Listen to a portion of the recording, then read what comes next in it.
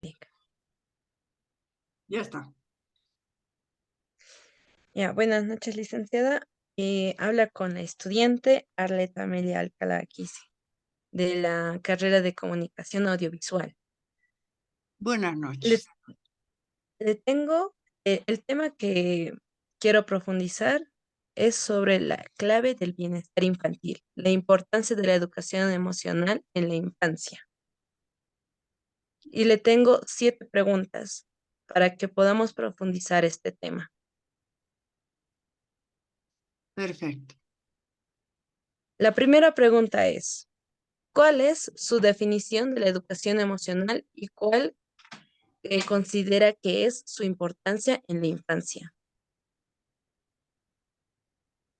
Bien, a nivel de educación emocional, mm, vemos las distintas inteligencias múltiples, ¿no? O sea, la inteligencia musical, matemática, lógica abstracta y varias inteligencias que las tenemos, unas más desarrolladas que las otras.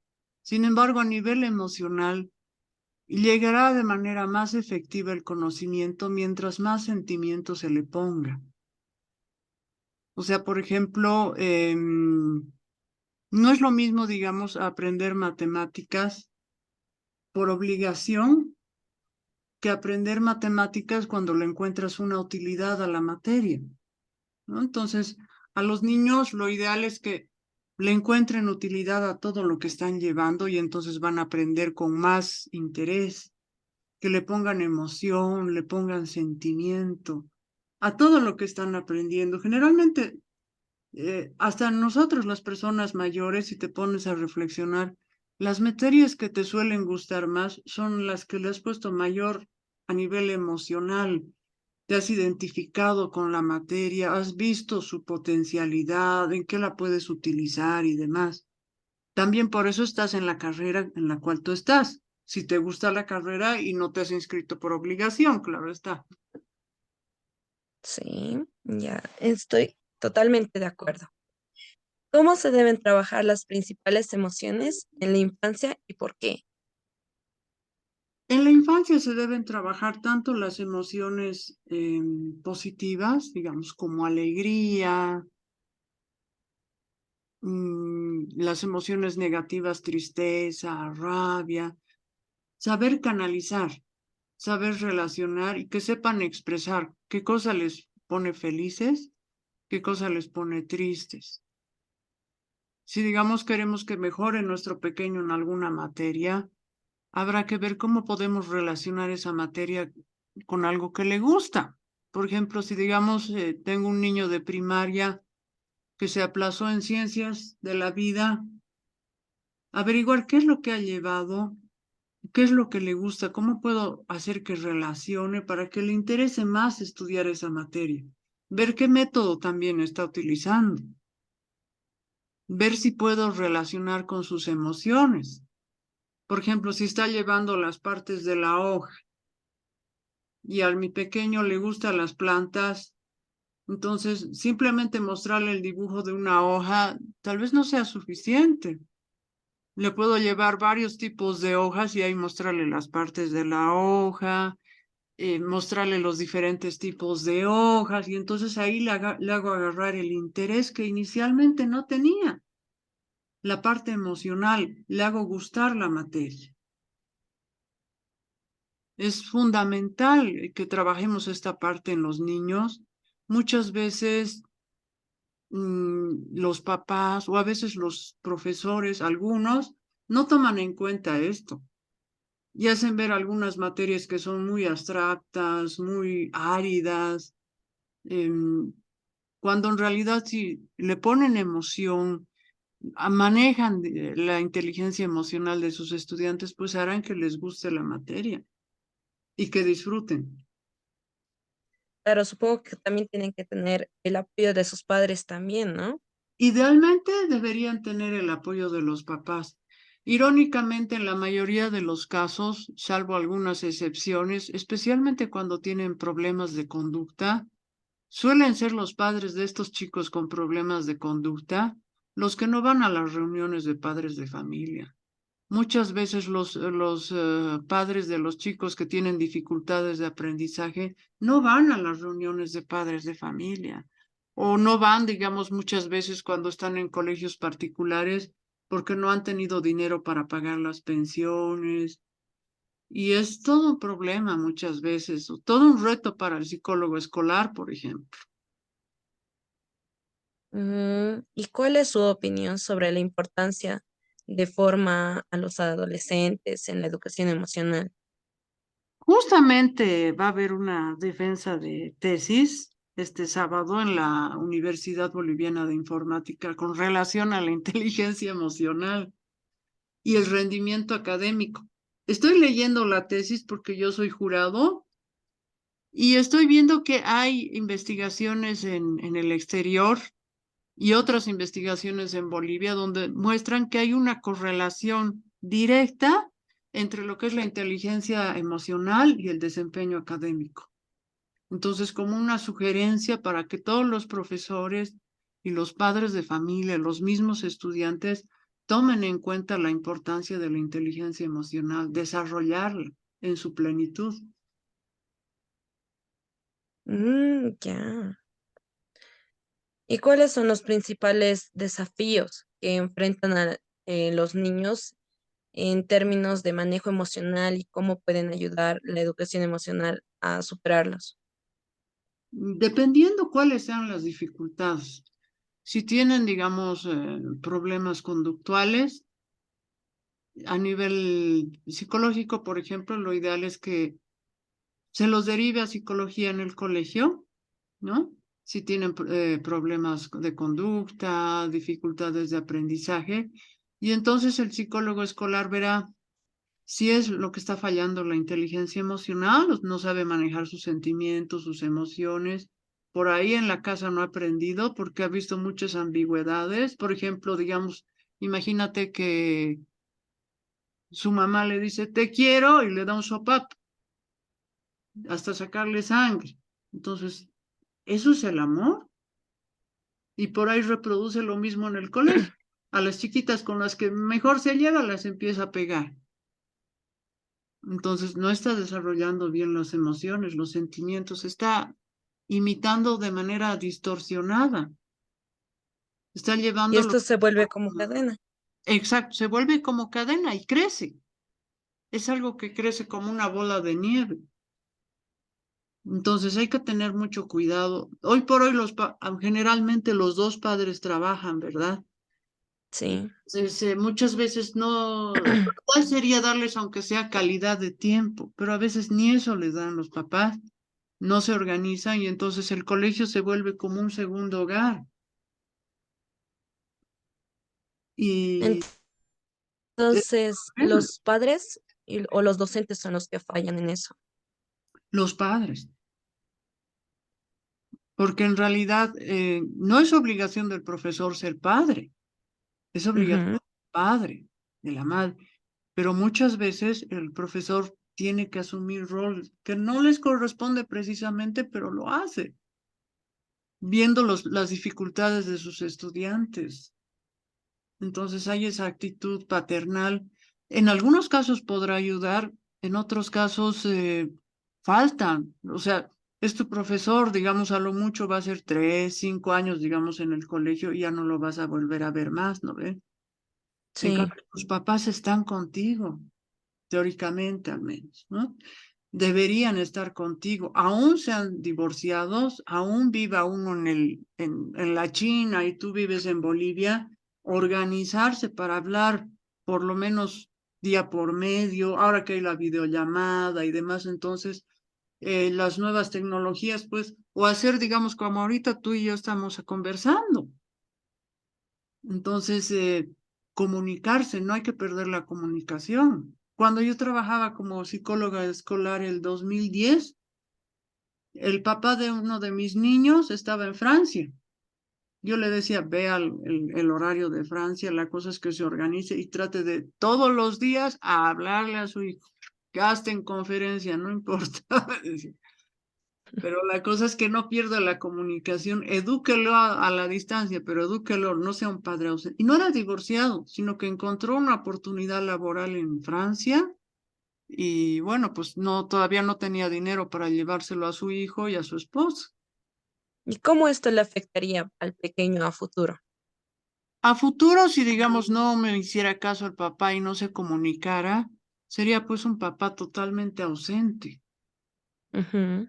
Pero si digamos me hubiese hecho caso y le hubiera llamado todos los días, le pregunta cómo estás, te quiero mucho, ese te quiero mucho, cómo te ha ido, qué amiguitos tienes, qué es lo que te gusta, lo que no te gusta, y de vez en cuando un jalón de orejas, has hecho la tarea, cuidado te estés portando mal, que no le hagas renegar a la mamá, cómo está la abuela y demás, ¿no?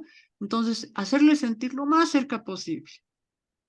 Y ahora que hay más tecnología, simplemente activas la cámara y muestras, ¿no? Mira, esto estoy haciendo, a ver, muéstrame tu juguete, ¿qué estás haciendo? Entonces, ahora inclusive la tecnología te acerca mucho más que antes si la sabes utilizar. Sí, pero creo que el afecto físico importa también bastante. Es súper importante. Lamentablemente no siempre se lo puede tener presencialmente al papá, a la mamá.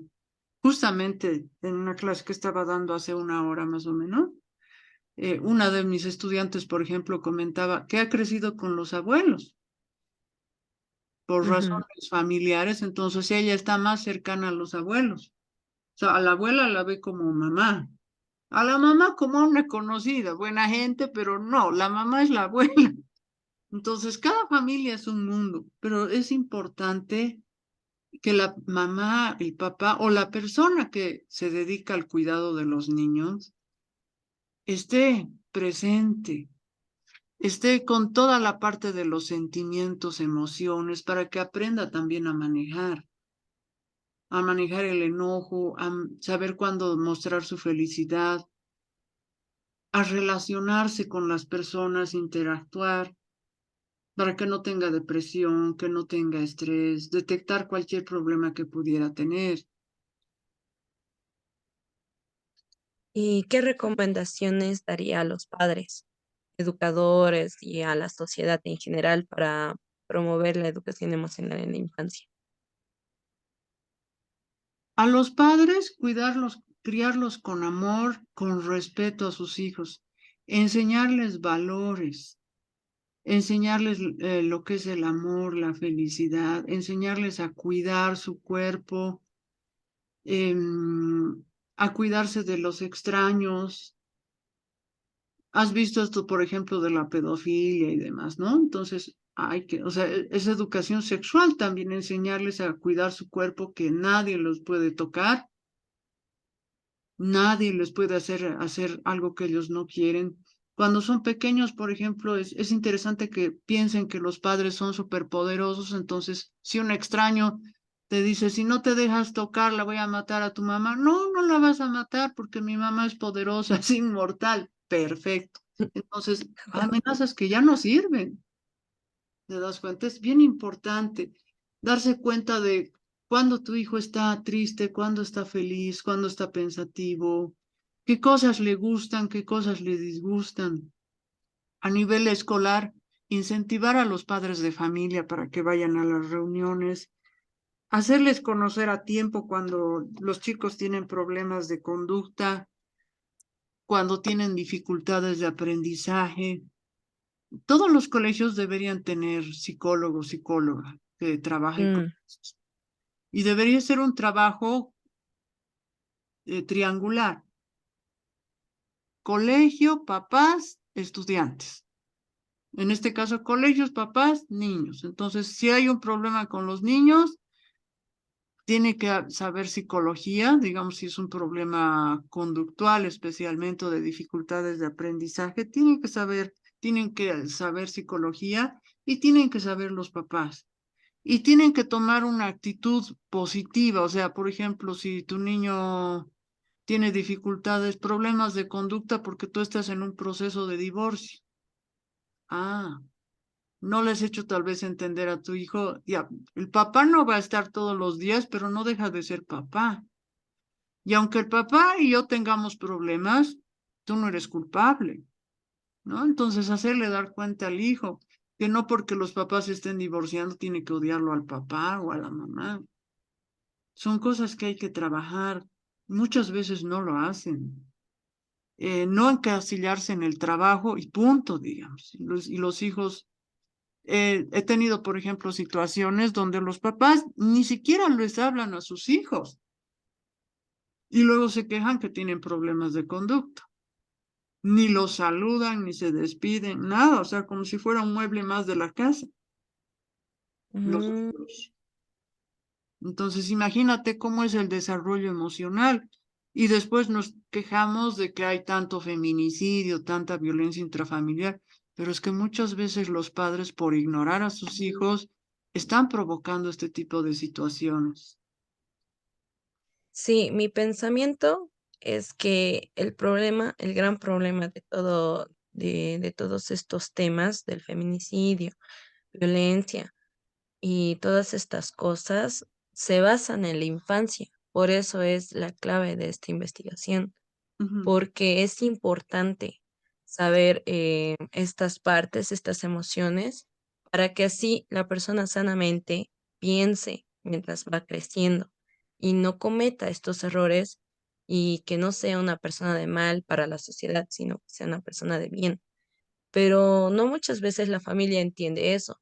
Hay madres que son muy jóvenes, se embarazan muy jóvenes en el colegio. Hay familias que son totalmente frías y hay familias que tienen unas discusiones como de herencia, de casa, tiene que haber división y todas esas cosas. Y eso muchas veces afecta a los pequeños y, y son o crecen muy sensibles y se apartan de la sociedad o tienen problemas de autoestima y todas esas cosas, pero no sé si estoy bien. Eso quisiera que usted me lo diga. claro, hay muchas cosas que empiezan en la infancia, como tú dices, la autoestima y demás. Y hay cosas que imitamos de los papás, o sea, por ejemplo, si en muchas familias se observa todavía el machismo, los insultos del papá hacia la mamá. Y si la mamá no reacciona, entonces es muy probable que los hijos varones piensen que es normal insultar a las chicas y bajonearlas. Ujú.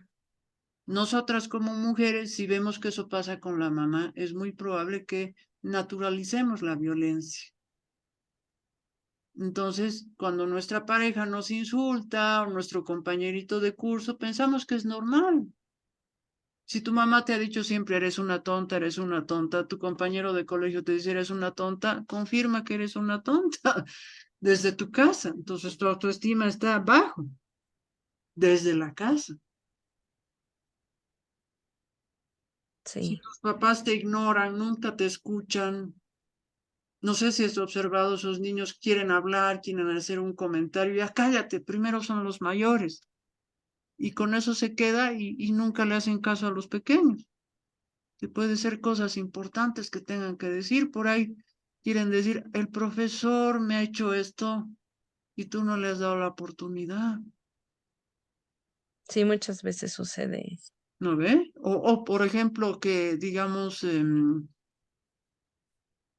como comentaba esta mañana, si el profesor se ha hecho la burla de ti, querías decirlo en la reunión, digamos, de almuerzo, de la cena, te ha dicho, cállate, estoy hablando algo importante. Pero para ti era importante lo que se ha burlado tu profe de ti, no te ha gustado. Y como te han hecho callar, ya no lo has dicho. ¿No te das cuenta? Entonces es importante escuchar. Hay muchas cosas que ellos quieren decir y muchas veces no se les da la oportunidad. Ujú. ¿Ha tenido experiencias, bueno, aparte de las que me ha contado, personales o profesionales, que demuestren el impacto positivo de la educación emocional en los niños? Sí, a ver, ¿te acuerdas que ha habido el mega deslizamiento en UNICEF? El Sí. 2011, ¿te acuerdas? Perdón, el 2011. Bien, el Colegio de Psicólogos de La Paz nos ha comisionado a un grupo de psicólogos para que hagamos un voluntariado. Hemos utilizado la mochila terapéutica de UNICEF, en la cual consistía en sacar todo lo emocional, lo bueno y lo malo de los chicos, ¿no? Eran niños de 4 años a 12. ¿Qué Ya, observado? Como te he dicho hace un rato, los padres, no puedo decir todos, pero en su mayoría, ni los saludaban. Los chicos eran un objeto más de las carpas, ni los saludaban a sus hijos. Entonces los chicos nos han tomado como si nosotros fuéramos los papás. Veíamos y se nos colgaban como si fuéramos árboles, un cariño único de los chicos. ¿Por qué? Porque sus papás no les hacían caso. Incluso se ha mm, dado un caso de un niño que sufría acoso escolar y en el colegio se rodó las gradas, se fracturó el tobillo y no le dijo a su papá porque tenía miedo de que su papá lo pegue.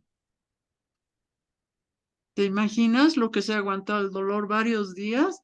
Y una de mis colegas se dio cuenta de que algo, por alguna razón no quería salir de su cuarto, o sea, de la carpa, ¿no? No quería salir y demás. Y entonces recién a la psicóloga le confesó que le habían hecho rodar las gradas, se fijó su tobillo, estaba fracturado, llamaron a la ambulancia, brazo social y toda la cosa. ¿Te imaginas cuánto miedo le tenía a su papá? No, es que me va a pegar mi papá, por eso no quiero decir. Entonces, emocionalmente, cuán ignorado estaba y cuán maltratado ese niño. Entonces, ese tipo de casos se han ido dando. Hemos sabido de acoso escolar en un colegio por ahí cerca. Se ha hecho también la denuncia pertinente. A nivel emocional les ha afectado tanto ver que sus casas, sus juguetes, sus mascotas se han muerto. Yo tenía, por ejemplo, una niña de cuarto de primaria que se olvidó de leer y escribir. Psicológicamente su shock a nivel emocional ha sido tan fuerte que se olvidó de leer y escribir. Entonces se necesitaba terapia psicológica, se la ha derivado. Ha sido un trabajo muy interesante. Realmente ahí sí se ha visto completamente cómo las emociones hacen. Si no las sabes manejar o si tienes problemas emocionales muy fuertes, hacen realmente que hasta te olvides de cosas básicas que deberías saber. O sea, una persona de cuarto de primaria que de pronto se olvide lo que es leer y escribir es algo complicado. pero pudieron sobrellevar eso, ¿verdad? O sea, pudieron, Afortunadamente sí. El rol de los psicólogos era detectar esos problemas y derivar a brazo social y ellos iban a hacerles las terapias pertinentes. Nosotros teníamos que detectar los dificultades de aprendizaje, problemas de conducta, todo lo posible para ayudarlos a los niños a hacer dinámicas que eran juegos, canciones especializadas, actividades, educación sexual en cuanto a la prevención de la pederastía, por ejemplo, porque había solamente un baño que era unisex, ¿te imaginas? Un baño para niños, grandes, todos. Entonces había que uh, enseñarles a cuidarse, a que nadie les toque el cuerpo y demás. Entonces era urgente darles educación sexual a los niños. Era urgente para evitar posibles violaciones y demás. Entonces, me acuerdo que he visto cosas que, por ejemplo, yo le comenté a una de las mamás, le cuento que el cementerio, creo que era el cementerio general, algo así, les va a regalar lo que es la incineración de los cadáveres. Una maravilla, ¿no? Ya no van a tener que pagar por eso. Y me dice, no, pues nosotros hacemos fogata con nuestros muertos y listo. Bueno, no necesitamos ese tipo de ayuda. Entonces, es también interesante conocer a nivel emocional qué cosa necesitan ellos y qué cosa no. No puedo decirte que todos hacían esas fogatas, pero justo a la mamá que le comenté me dijo, no, pero a nuestros muertos nosotros les hacemos hacemos una fogata, quemamos al muerto y todas sus cosas y ya está. No hay mayor problema, o sea, no necesitamos eso que nos está ofreciendo la alcaldía. Wow, Es qué interesante. interesante. Es ¿Y bien cómo se podría integrar la educación emocional en el currículo escolar de esta manera efectiva, así como lo que usted me menciona? debería ser una transversal, pero primero yo sugeriría que lo utilicen, o sea, como una transversal inicialmente en los estudios de la normal. O sea, en todas las normales deberían enseñarles a los profesores lo que es inteligencia emocional, cómo manejar, cómo utilizar. Mm, Deberían enseñar. Entonces, una vez que les enseñan a los profesores, ellos pueden aplicar en el colegio. Pedirles que apliquen en el colegio sin que ellos hayan aprendido en la normal o tendrían que sacar un diplomado, un curso, algo así, y obligarlos a los profesores a tomar el curso. Incentivarlos en realidad, más que obligarlos, incentivarlos. De hecho, sí sabía que para los cursos así de pre-kinder y kinder, sí había una materia de psicología y para cómo saber controlar ciertas situaciones con los pequeños, porque de ellos absorben todo como una esponja. Entonces, tienen que tener mucho cuidado en las palabras como utilizan, argumentos y expresiones y todas esas cosas. Un poco a poco, creo que sí se está integrando esa parte para los maestros. Es lo ideal, es lo ideal. O sea, si te pones a pensar, por ejemplo, ¿por qué ha triunfado Jaime Escalante, ¿no? Nuestro boliviano? Cuando nos hacen ver las matemáticas tan áridas en la mayoría de los casos, ¿no? ¿Por qué ha triunfado? Ujú, Porque les ha hecho relacionar, por ejemplo, trigonometría con el billar. Si sabes trigonometría, vas a ser mejor jugando billar. Ahí entonces les ha interesado a sus estudiantes.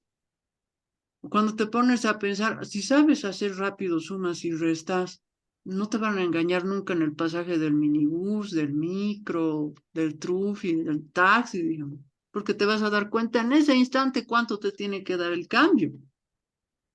La mayoría de tus caseritas no usan calculadora, pero son capísimos. Difícil que se equivoque, ¿no ve? sí. Entonces le han encontrado la utilidad a la matemática. Para ellos no es traumático sumar, restar, por ejemplo. Es algo más de la vida cotidiana. Ujú, Entonces, ahí le han puesto, por ejemplo, la parte emocional, si te fijas, las caseritas saben que si se equivocan, eh, van a perder dinero y no les conviene, porque eso les sirve para sustento del hogar, por ejemplo. Entonces, ahí está la parte emocional. No me tengo que equivocar por esto, digamos. Estoy vendiendo papas, zanahoria y le va a servir a mis hijos para que mis hijos puedan ir al colegio, para que se puedan alimentar. Entonces, ya entra la parte emocional. sí, está en lo correcto. Esas son todas mis preguntas, de hecho. Agradezco su tiempo, licenciada. No hay de qué. Deseo que también te vaya muy bien con mis colegas. Sí, ya les he enviado al grupo de mis compañeros que necesitan más psicólogos. Ya.